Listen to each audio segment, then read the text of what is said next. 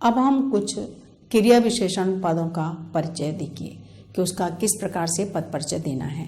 आप सभी जानते हैं कि क्रिया विशेषण के भेद 4 प्रकार के होते हैं। रीतिवाचक यानी क्रिया किस प्रकार से की जा रही है, स्थानवाचक कहाँ पर की जा रही है, या तो वो जगह यहाँ वहाँ चारों ओर जो शब्द हैं वो स्थान को इंगित करते हैं, और परिमाणवाचक अधिक कम जहाँ पर परिमाण की बात की जाए वो परिमाणवाचक है, और कालवाचक जब काल के बारे में बताया जाए तब वो कालवाचक कहलाता है। तो इस प्रकार से हमें क्रिया विशेषण पदों का परिचय देना है, क्योंकि क्रिया विशेषण पद वो कहलाते हैं जो क्रिया की विशेषता बताते हैं, जैसे कि उनके शब्द से ही पता लगता है। अब यहाँ पर हम कुछ वाक्य ले रहे हैं। वह धीरे धीरे चल रही है। यहाँ पर क्रिया क्या हो रही है, चलने की क्रिया हो रही है, चल रही है। अब इस चल रही की विशेषता क्या बताई जा रही है, कैसे चल रही है, धीरे धीरे चल रही है। तो ये जो धीरे धीरे शब्द है यह क्रिया विशेषण हुआ। क्यों हुआ, क्योंकि ये चलने की क्रिया को बता रहा है। क्रिया कैसे हो रही है, धीरे धीरे हो रही है। अब क्रिया विशेषण के पद परिचय में हमें सिर्फ 2 बातें बतानी है। पहली बात कि यह क्रिया विशेषण का कैसा भेद है, और दूसरी बात ये किस क्रिया की विशेषता बता रहा है। सिर्फ 2 बातें हमने लिखनी है। तो अगर धीरे धीरे शब्द है तो हम बताएंगे कि यह कैसा क्रिया विशेषण है, रीतिवाचक क्रिया विशेषण है।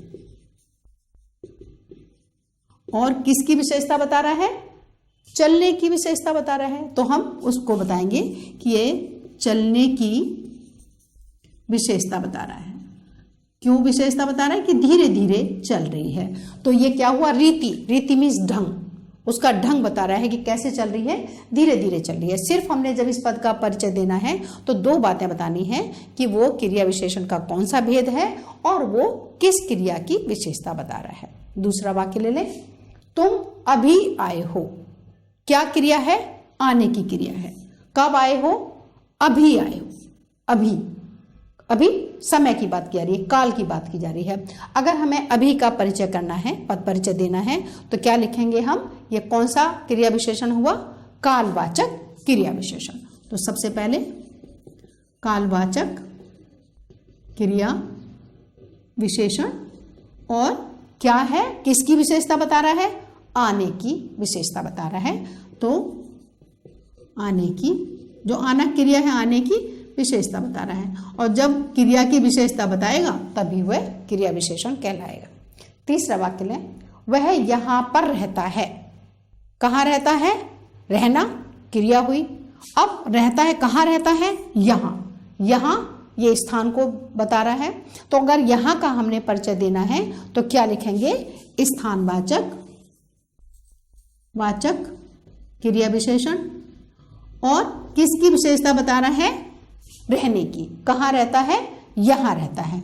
तो यहाँ जो है वो स्थान की या यहाँ की, यहाँ क्या है, स्थान है, रहने की।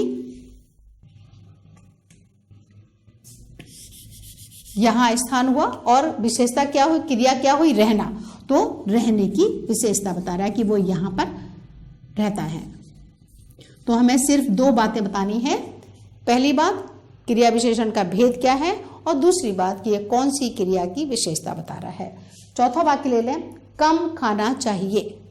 कम खाना चाहिए, क्या खाना चाहिए, कम क्या है, परिमाण। कोई भी चीज नाप तौल की बात जहां पर होती है तो वहां हम परिमाणवाचक बात करते हैं। तो कम खाना चाहिए, तो ये कम क्या हुआ, ये हुआ परिमाणवाचक क्रिया विशेषण। और किसकी विशेषता बता रहा है, खाने की, कि भाई हम कितना खाएं, कम खाएं। तो कम हो या ज्यादा हो, जो परिमाण की बात जहां पर की जाएगी तो वो कहलाएगा परिमाणवाचक क्रिया विशेषण। तो किसकी विशेषता बता रहा है, खाना, कि कितना खाना करना चाहिए, वो खाने की विशेषता बता रहा है। तो इस तरीके से सिर्फ मात्र 2 शब्द लिखने पर ही हम क्रिया विशेषण पदों का परिचय दे सकते हैं। तो हमें इस बात का ध्यान रखना है कि सिर्फ मात्र 2 शब्दों में ही हम परिचय कर सकते हैं, लेकिन हमें इसके लिए आवश्यक है कि क्रिया विशेषण के सभी भेद हमें मालूम होने चाहिए, क्योंकि भेद गलत होगा तो आपका उसमें नंबर नहीं मिलेंगे। इसलिए हमें भेद अच्छी तरह से याद रखने चाहिए। है।